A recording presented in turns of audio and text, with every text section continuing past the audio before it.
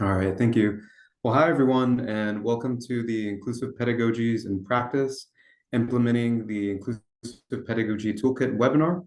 So this webinar is hosted by ACRL's Instruction Section's Inclusive Pedagogy Committee, which creates opportunities for instruction librarians to learn about inclusive anti-oppressive pedagogy and implement these teaching practices into their academic practices. I'm your MC for the day, Ramon Garcia, and I'm a member of the Inclusive Pedagogy Committee. So during the lightning talks, we'll be hearing about how folks have been incorporating inclusive practices into their work, highlighting the resources available in the ACRL Inclusive Pedagogy Toolkit. And so in this webinar, we'll share practices and ideas about inclusive teaching, specifically focusing on library instruction and the Inclusive Pedagogy Toolkit. By sharing these practices, we aim to cultivate a community of educators committed to inclusion and equity. You may also want to check out our Spring 2023 panel introducing the toolkit, which we'll share in the chat. So let me make sure I got my slides all set up over here. So before we get going, I want to give a little bit of an outline of the day. So before we get any further, the first thing we're going to do is we're going to hear from one of the Inclusive Pedagogy Toolkit creators, Nadia Orozco. Will provide us with a quick overview of the toolkit itself, and then we'll hear from our presenters. And last, we'll have a quick Q&A session. So speaking of, if you have any questions you might have, please hold them until the Q&A. And what I'll go ahead and do right now is I'll pass it off to Nadia. Oh, and I'm so sorry. I want to introduce Nadia as well, right? So Nadia Orozco-Sahi, pronouns they or she, is a queer person of color and a first-generation American currently working as a library services coordinator for the Reference and Access Services at the University of New Mexico, which sits on the traditional homelands of the Pueblo of Sandia. They were named an emerging leader by the American Library Association in 2012 and 2022, and are the current chair of the Rainbow Roundtable and vice president of the New Mexico Library Association. In addition to their compulsive reading, they are a wife, mother, and lifelong morning person, a musician, and a firm observer of a 4 o'clock tea time. So that's me. Thanks for having me. Thanks for the welcome. And thanks for hosting this. So yeah, my role here is to tell you a little bit about how we put this toolkit together and a little bit about what it looks like and why it looks that way. So this was assembled actually as part of the Emerging Leader Program in 2022. It was year 3 of a 3-year project hosted by the instruction section of the ACRL, in which our cohort, the 5 of us, myself, as well as Ramon and 3 other colleagues, were given reports and surveys that had been done and lists of resources, and we were asked to do some refining of the materials, looking over what the survey suggestions had been. And from all of the data that we received, we decided building a toolkit, something that was usable and actionable, was going to be the way that we wanted to move forward with the data that was thrown at us. So what we did was assemble this Inclusive Pedagogy Toolkit that you all see and have been using. And we created this very intentionally to be, rather than a list of resources, to be something that can inform or introduce a kind of educational philosophy. And in order to do that, we knew that it had to be very centered on the people using the toolkit, the people using the tools, their own positionality, and then how to leverage their positionality, so your positionality, with the work that's being done.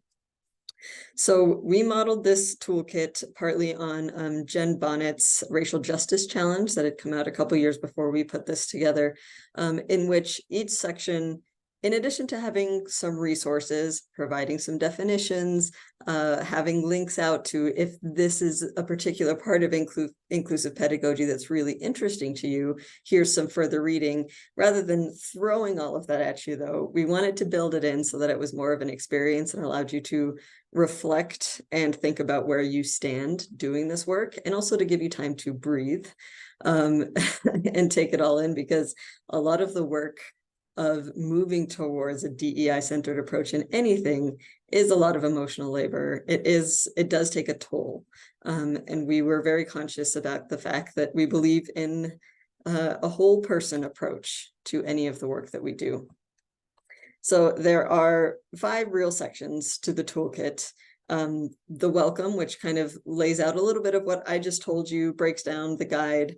And then it also has like a where do you stand, because that's a really important part of knowing where you're going and being able to move in that direction, is knowing where you already fit into the work that you are doing and the work that's being done.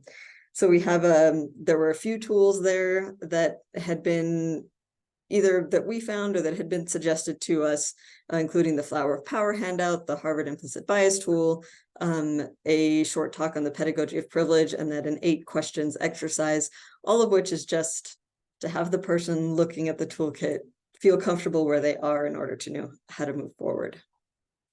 The second section, what is inclusive pedagogy, breaks down some of those definitions, some of the ways that institutions are already employing those principles.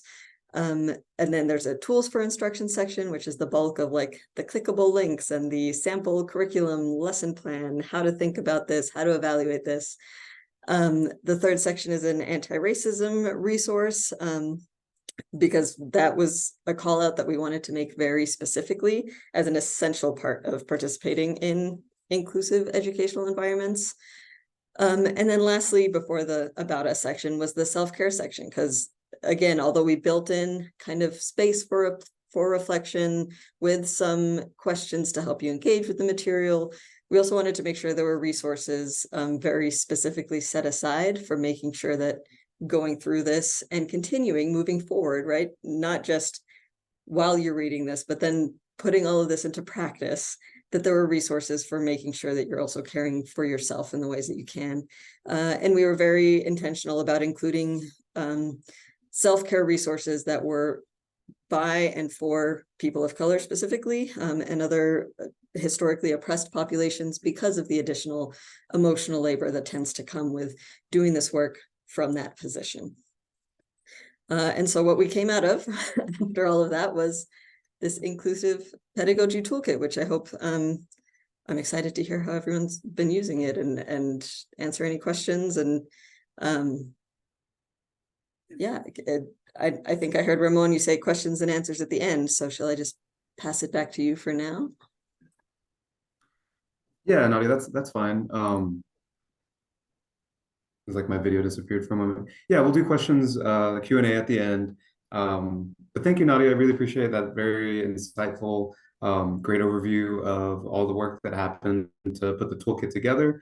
So yeah, moving forward, before we hear from our speakers, there is a QR code.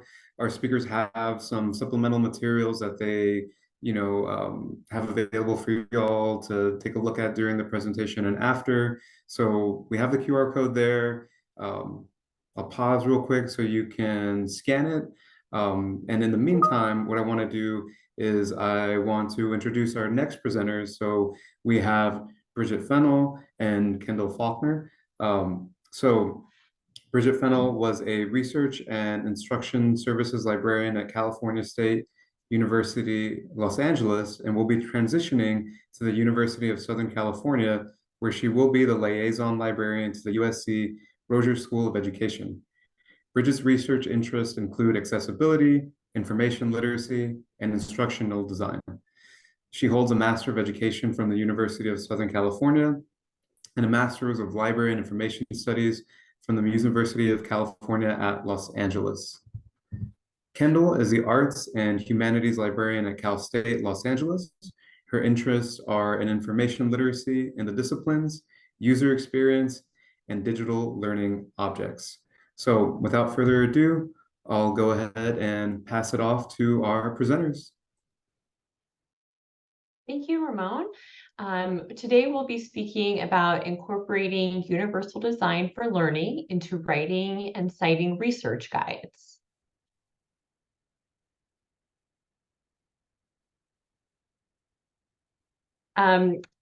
As our introduction said, we come from California State University, Los Angeles.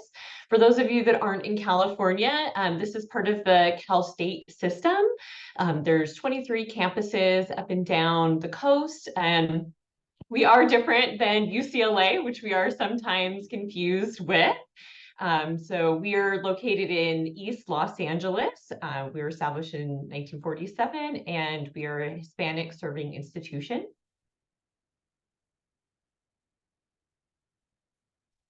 We are a mid to large university with over 24,000 students, 61% of which are Pell eligible.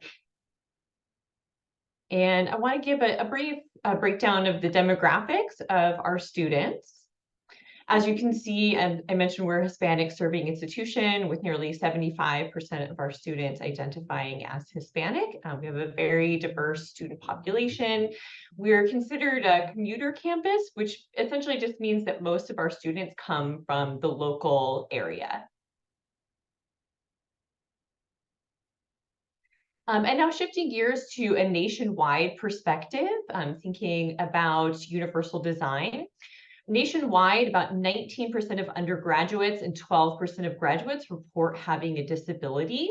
But it's really important to remember that a very high percentage of students do not disclose their disability status when they move on to college, even those who did disclose during high school. So these numbers may not be entirely accurate, and there may be many more students than who are identified that can benefit from these types of instructional design practices. Next, we have a brief snapshot of the reported disability at Cal State LA. We may often think about when we're working on accessibility for our web resources, visual and hearing disabilities, but it's good to remember the broad spectrum that students represent, including students with psychological or learning disabilities. And so now we'll move on to, I'll pass it over to Bridgid for discussion of universal design for learning. Thanks, Kendall. Ramon, could you advance to the next slide, please? So the Pedagogy Toolkit has an entire section on universal design for learning in the tools for instruction. So I encourage you to have a look at that. It's a great resource. But in case universal design for learning is new to you, I'm going to kind of go over the basics of it before we go into the specifics of how we used it. So UDL for short, Universal Design for Learning, it's an approach to teaching and learning, and it considers that people's brains and their physical bodies are variable. There's no one size fits all. So an example of differences in physical makeup would be 1 in 12 men are colorblind. And cognitive differences could be someone who has a short-term working memory because they're born that way, or perhaps it's a result of an acquired brain injury. So UDL, it prioritizes flexibility and equitability, and it centers learners who are disabled, but a byproduct of that is that learning is improved for everyone. Next slide, please. So UDL has origins in the principle of universal design. This was founded by Ronald Mace. He was an architect and an advocate for disability rights. And universal design promotes accessibility and flexibility in the built environment, so reducing the need for specialized design. UDL was designed by David Rose and his colleagues at CAST. CAST stands for the Center for Applied Special Technology, and it has origins in neuropsychology, in educational research, and special education. So there are 3 principles of UDL, and they are activating the engagement, the representation, and the action and expression regions of the brain. Engagement refers to affective or emotional elements of learning. So we need to be able to grab learners' attention, sustain their attention, and support their self-regulation through motivation. Representation, it's how learners perceive instructional content, and we need to provide different ways for them to access information. Action and expression refers to how learners can express what they know, but our project, this session will not talk about that because that's not in our LibGuide. Next slide, please. So this is the website for the UDL guidelines. You have a copy of the graphic organizer. This is also in the instruction toolkit. But if you go to the web page, these guidelines are broken down into checkpoints with a lot of information. So you could navigate to those principles at the top, for example, engagement, and then drill down and get more information. And then if you look over to the lower right-hand side of the screen, you can click on that research option and find extensive research that backs the UDL guidelines. Next slide. Okay, so I want to talk about what distinguishes UDL from other learning strategies and practices. It is not accommodations. Accommodations are changes in the learning environment for specific learners' needs, but the onus is on the learner to request them. UDL is proactive in thinking about flexibility and inclusivity. And UDL is not compliance. We have captions for videos because of lawsuits, because of legislation, but there's so much more that we can do for inclusive pedagogy. It's not limited to technology. It's very commonly used in classroom instruction, and I've got a link there to a symposium where you can see applications of UDL in learning and in the workplace. And then I want to talk about this idea of learning styles. So that's the idea that someone's a visual learner or a kinesthetic learner. And in fact, learning styles are not empirically valid. They report students' perceived abilities or their preferences for formats, but they're not actually measurable improvements in learning. So we need to separate and kind of stop perpetuating this myth of learning styles because they're pedagogically inappropriate. And if we link UDL to that, we're not addressing the needs of students with disabilities. And then Kendall, in the next slide, she's going to talk about our project specifically. Thank you. I will give a link to the guide in the chat, and then if we go to the next slide, we'll have an image of it. Here we go. This is our writing and citing LibGuide research guide that's linked from our library homepage at Cal State LA. I've updated this twice since I've been working at Cal State LA the last 6 years, but the first time was very much focused on just making sure that the content was factual and up to date with the current style guides, and that the overall style of the guide reflected our general style guidelines for LibGuides. So it came time to update the content again. And with Bridgid just starting in her expertise in UDL, I saw a great opportunity to update this with more of an eye toward accessibility, readability, and a focus on learner-centered design.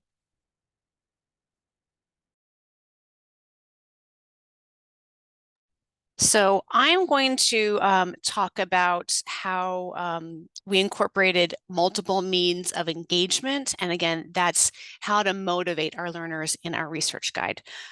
Next slide, please. Okay, so this slide demonstrates how we've made learning examples more relevant, how we create value for learning, and we're providing authentic learning models through personalized and contextualized information for the learners' lives. One of our students very kindly let us use her actual paper to demonstrate MLA formatting. And it's really essential that learners can see peer models of success to motivate them.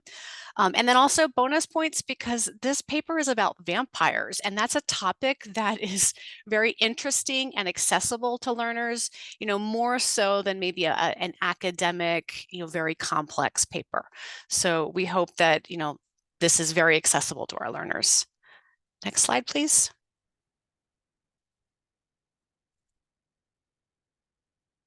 Okay, so this is the old writing and citing style guide. And this page, the second tab, we jumped right to plagiarism. And as you're familiar, students have a lot of anxiety and fear around plagiarism. Either they're going to face, very strict repercussions for plagiarizing, or even if they do something very simple and get points docked for not italicizing something.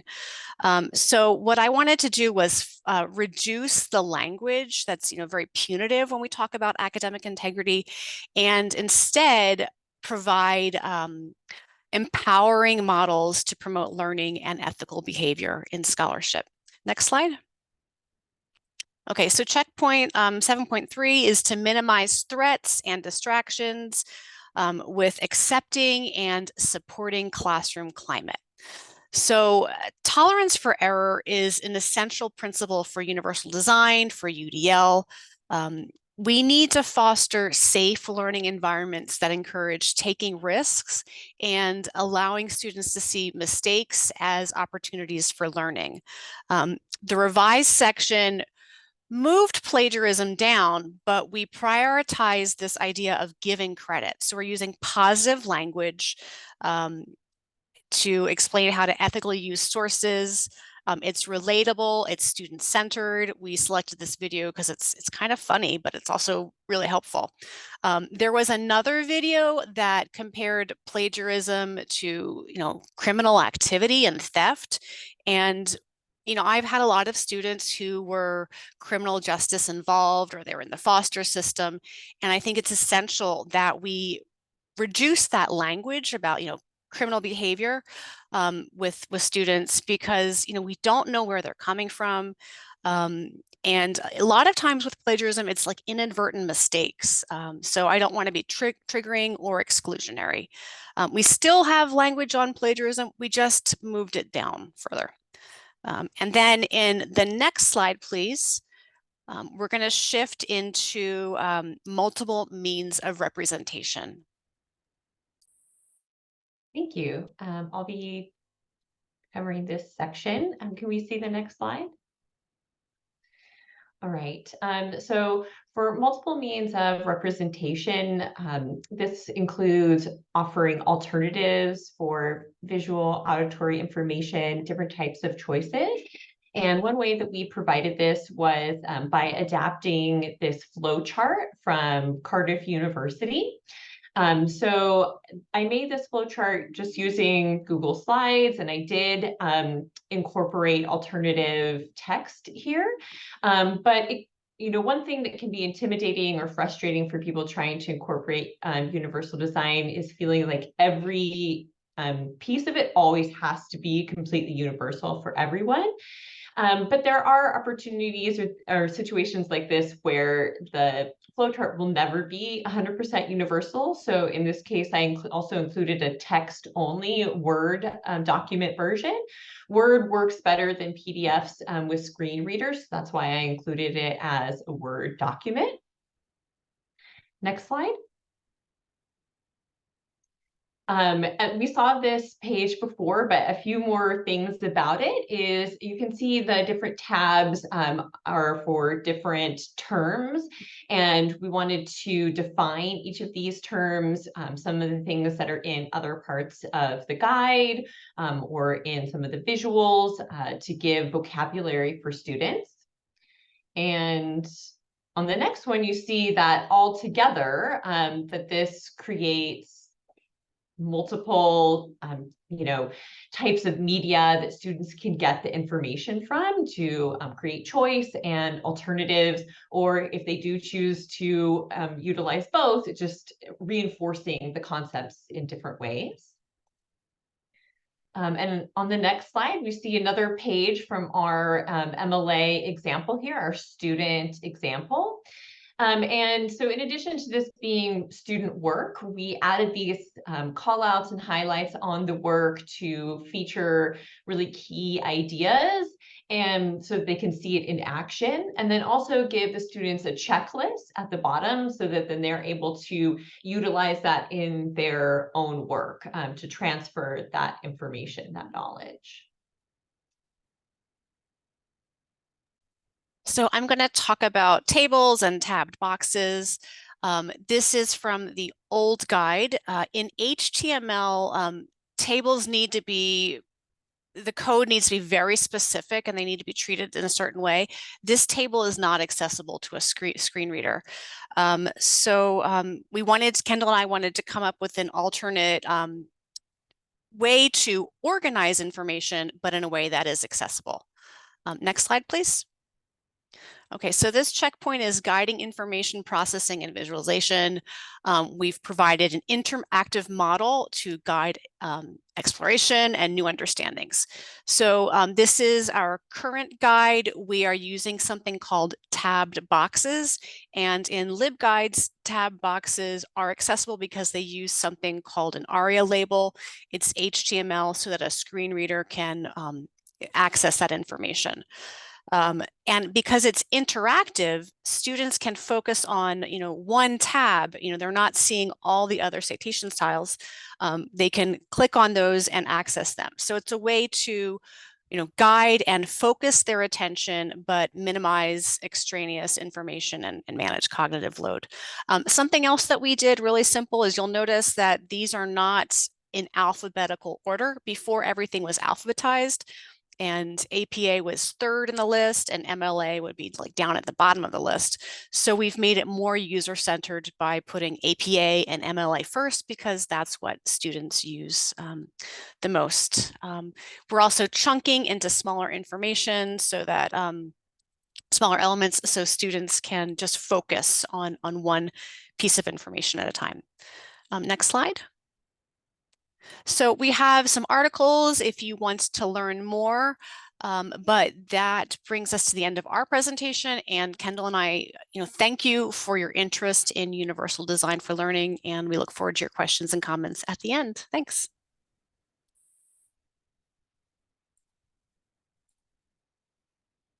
All right, well, thank you two for a very great presentation.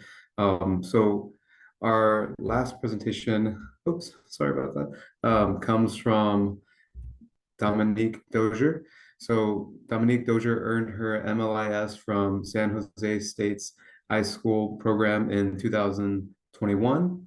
Currently, she is a student success librarian at Santa Clara University. In her role, she serves as the subject librarian to women and gender studies and ethnic studies. She supports first generation, first year, and transfer students in the Lead Scholars Program for their critical thinking and writing courses. In June, Dominique was invited by two of the lead professors to share this research justice lesson at the Young Rhetoricians Conference. Her research interests include inclusive pedagogy, student outreach and engagement, and BIPOC recruitment and retainment in librarianship. Thank you so much, Ramon. Hi, everyone. I'm Dominique Dozier, and once again, I am the Student Success Librarian here in Santa Clara. We are located in the Bay Area. We are a private Jesuit institution. We're celebrated for our academic excellence and our Jesuit values. And also we place a really strong emphasis on social justice and community engagement.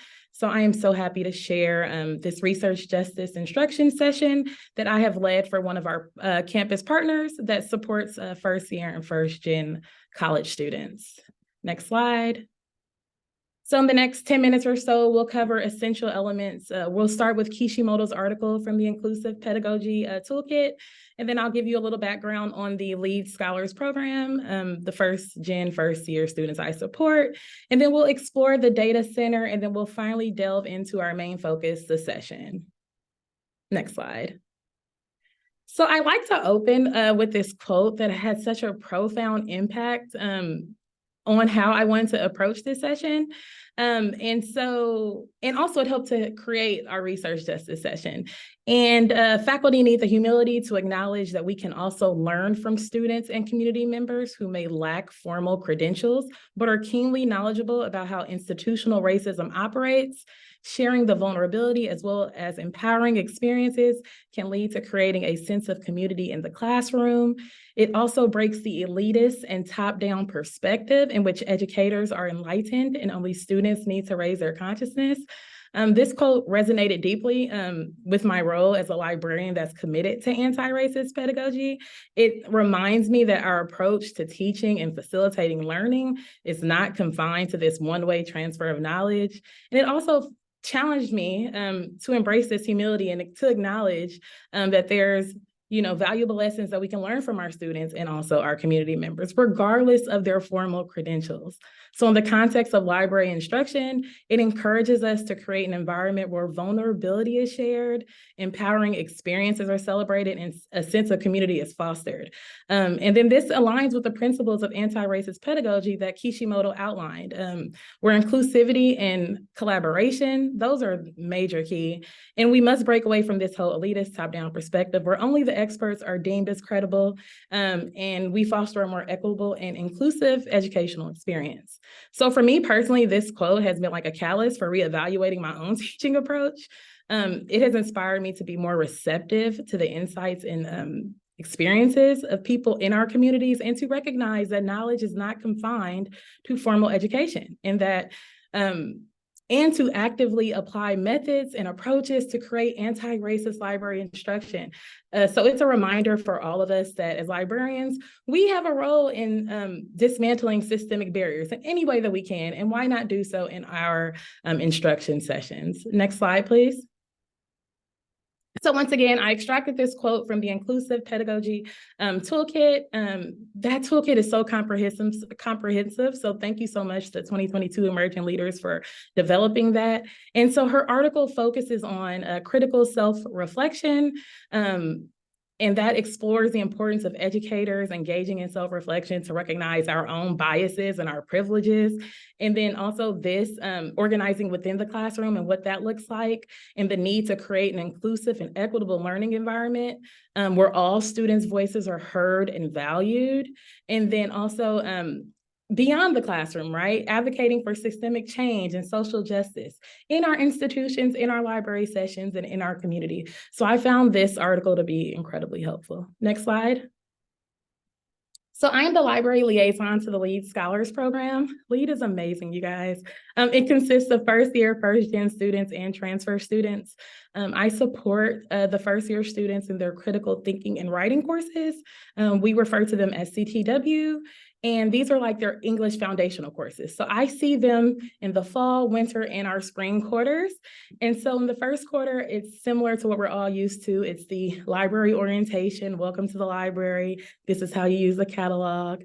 However, in the winter quarter, there are specific learning objectives that students are starting to learn. And those are considering multiple credible perspectives, demonstrating an engaged and ethical approach to the sources, and then using writing and information literacy as tools for learning and discovery. So every professor tends to have their own project, paper. And so one of my professors that I support, she reached out to me and said that she wanted to use this research justice method that was developed by the data center. And so next slide. I had to go out and do my own research as a librarian. And so one of the first things that I had to do, was find out who is a data center, what are they about, to figure out how I wanted to lead this session. And so the data center is no longer operating. And I shared some resources with you guys that you all should have access to. They are a nonprofit organization. They were headquartered in Oakland, California, and they focused on conducting research for data-driven decision-making, advocating for evidence-based policies. And so their organization challenged traditional expertise to foster innovative solutions, right? And work to empower the communities by amplifying local voices and supporting community-led initiatives. Next slide. So this framework consists of two key ideas. It originated from this need to address inequality and biases in traditional research methods. And so the framework draws a lot of inspiration from the civil rights movement and also community organizing principles. So they're aiming to create a more equitable and inclusive approach to research. And so by exploring this framework, I was able to utilize the resources that the data center created to develop a research justice session. Next slide. So just to share some of their key principles, when we're thinking about student research in the community and how that is going to look for students, helping students to understand that there's value of going into their communities and being culturally sensitive and competent, conducting research and being aware of consent and data privacy, and lastly, encouraging students to identify and address systemic issues, right? And though that may seem a lot for first-year students, but all we're doing is just introducing them to this idea. And hopefully as they move through their undergrad, they are strengthening that skill, right? Next slide. And so once again, looking about how this method will support students, all perspectives matter. It helps students to ensure their research considers diverse viewpoints. And it also helps to lead them to a more comprehensive understanding of the topic. It involves the community, and that can be very impactful for students, which I'll discuss in a moment. And then it encourages them to question the traditional norms, right? Question why they are not seeing these voices in traditional research. So this method can be very impactful for students, especially students from marginalized communities, BIPOC, students, of color, all of that. So this method will be extremely helpful if you're interested in possibly leading this in one of your sessions. Next slide.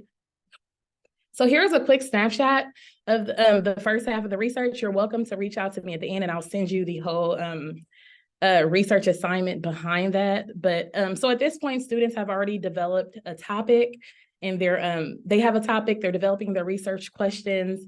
Their first workshop, we discussed the articles and search strategies and evaluating and peer reviewed and all those great things, right? And the second workshop is where we focus on the research justice method. Next slide. So here's just a quick outline. I am open. I'm going to share my slides with you all for the actual session, but this is just a quick snapshot of what it looks like for the time that we have available. So I typically receive about 50 minutes for the session. I know that's so awesome. And this faculty member, she provides me the whole class time for this session. And so students, they learn about the data center, the organization goals, and what they hope to achieve. And then we discuss knowledge production, right? Who defines it and who controls it? And one of the topics that I love to talk about is research oppression. And that is like, who limited to no access over information, right? Control over the knowledge production. How communities of color are often portrayed through biased lenses. And mostly how community knowledge is often not recognized as being a legitimate source for research. And so discussing the communities and possessing little to no political power, and the institutions possessing all the power, we bring up again the peer review research, right? And how often students understand that when they're finding this information in a database, that it is credible, it is reliable, it is authoritative, and all of those things, right? And so how can we go into the community and conduct research for this assignment, for this essay, and how can we amplify those voices, right? And so during this time, students start to also like understand their own privilege as students, because they have access to all the information. They have access to the databases. They have access to all these resources, right? And so then it causes them to reflect on, you know, possibly family members or people in the community that may not have that access to information. So that's very like a light bulb moment for me. And so when we're talking about how to go out into the communities, well, yes, we're talking about the interviews, conducting interviews and surveys, and doing so because we want to gather those multiple and diverse perspectives, right?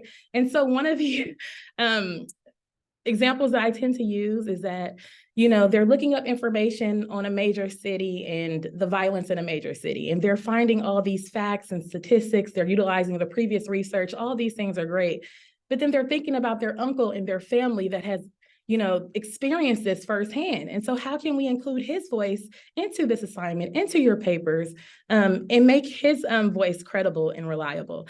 And so students, they really take time. We have an open discussion about this. And sometimes you can put this on a Padlet and let them, you know, record their responses or a Jamboard. But what I've noticed is that students really, they relate to the example because they start to recall things that they noticed, things that they've seen, articles that they've read, and then they think about the firsthand accounts of people in their own families and their communities. And so it is, it's very, very impactful. And then lastly, we have the crockpot analogy, which I'll go into. It's an activity. The crockpot analogy is great. It's a way to use the research methodology in the same way that we discuss how to cook in a crock pot. And I'll show you guys in just a moment. Next slide. And then once again, this is just a graphic that I share with students provided by the data center. The point of the session is not to disregard, I just want to make that clear, is not to disregard the scholarly research that we all have learned and studied and we know of, right? But like the image shows, we are trying to dismantle this top-down system based on what they learned about institutional power versus communities' knowledge. And we want them to explore that, right? And amplify the traditions and the practices and the day-to-day experiences that they will come to research when they're out in the communities, right? And then by doing so, combining all those knowledges and those voices, we are able to ultimately break down that tiered system and use the interviews, use group surveys, et cetera, to combine that scholarly research into even the playing field with those in the community. So once again, this research justice method session, it goes great when students are going into their communities, right? This is very specific to her research paper. And so if you're doing a paper on all scholarly sources, then you may not go into the community. But if you're doing community-based research, this is a great opportunity to share the data center's method and their framework to empower students. Next slide. So once again, this is the crockpot analogy. I tend to like to do this just for students. I'm all about students discussing and sharing, aloud, you know, and utilizing Padlet when Padlet, you know, is needed, or a Jamboard or something like that. But it's just basically showing them that, you know, the analogy of how we prepare food in a crock pot and how we need to utilize the ingredients and how we're preparing the food and how we're presenting it to the person that we're preparing it. It's just making a direct parallel to the three elements of research methodology: the sources, the tools, and the methods.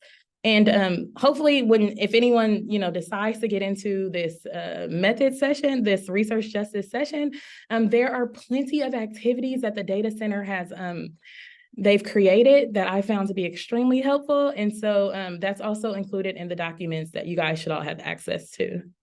Last slide. And so once again, I find Kishimoto's words particularly meaningful. Analyzing the power relations and knowledge production reveals that knowledge and ideologies are not neutral.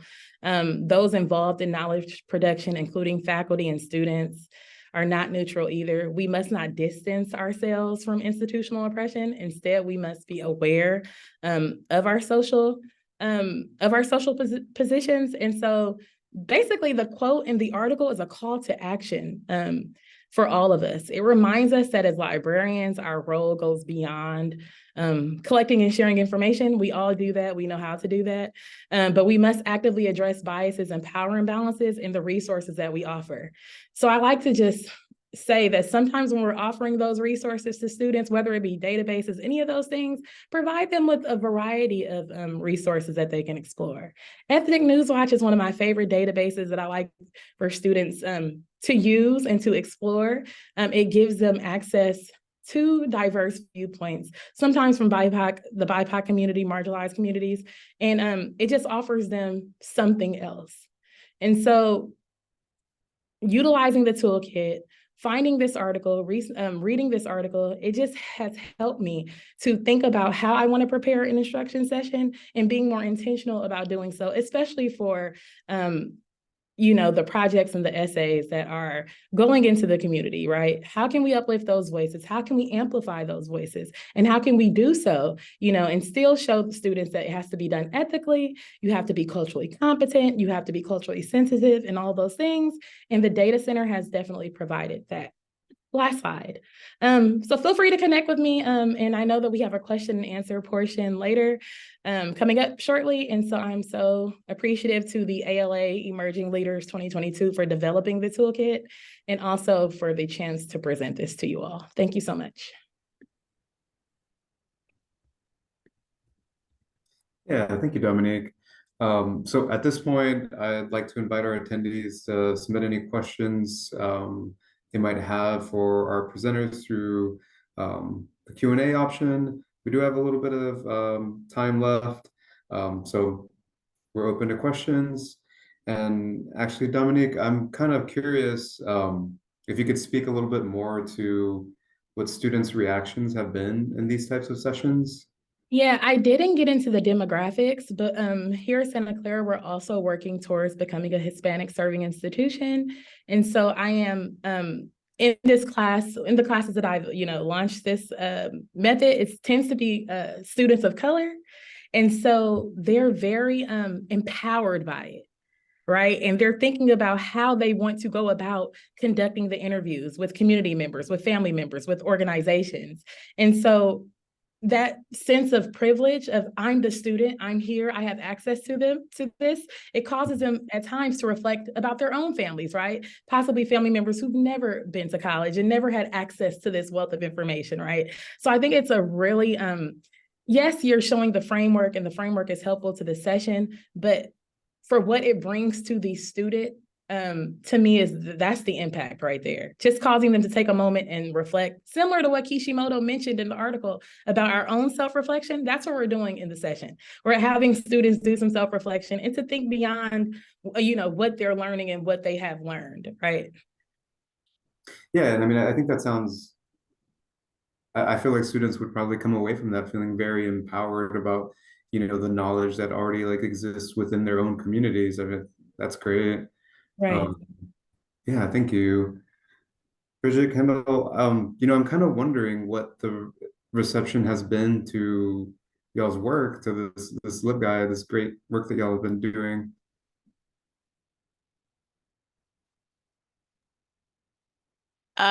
We talked about this, and I know we have student research consultants that offer basic support, and they, my office was near them, and they liked having these tools because I think we had a lot of different ways to cite in different styles, but it was a lot.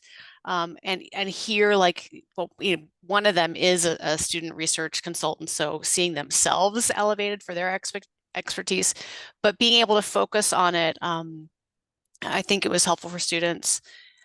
We just launched this in June, I'd say. We worked on the spring.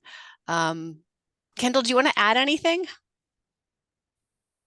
I think the usage of it continues to be quite high. I would love in the future to do some kind of user research, usability research, but that would require probably a lot of IRB and time and things like that. So that might be a bit of a hurdle to get over.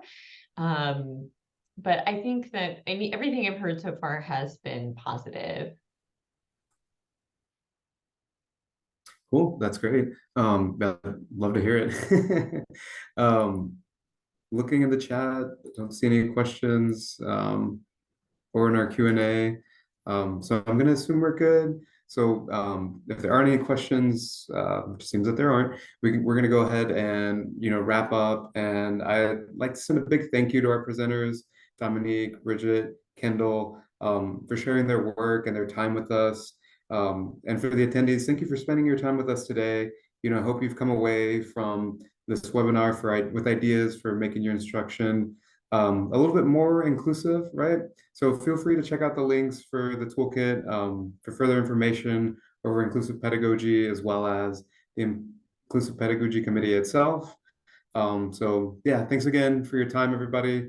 I hope everybody has a great afternoon, and this was a wonderful experience. Thanks, y'all.